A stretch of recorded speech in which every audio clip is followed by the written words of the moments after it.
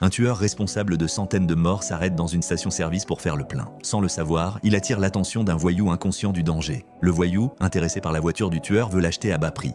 John refuse catégoriquement et s'en va. Mais le voyou n'entend pas en rester là. Durant la nuit, des aboiements réveillent John. À peine descendu, il est attaqué par surprise. Pire encore, les agresseurs tuent d'un coup de bâton le chien que sa défunte épouse lui avait laissé. À cet instant, la colère de John explose. Il prend alors un marteau et brise le sol, révélant une caisse remplie d'armes à feu de tout type, de munitions et de pièces d'or utilisées dans le milieu criminel. Pendant ce temps, le voyou conduit la voiture volée de John dans un garage pour la faire modifier. Le patron reconnaît immédiatement le véhicule. Son expression devient nerveuse et il demande s'ils ont touché au propriétaire. Le voyou répond avec fierté qu'ils ont juste tué son chien. Le patron lui assène aussitôt un coup de poing. Bien que le père du voyou soit un chef mafieux, même lui n'ose pas provoquer John. Plus tard, David appelle le patron pour savoir pourquoi il a frappé son fils. Le patron lui explique la situation. Après avoir raccroché, David descend, l'âme en peine.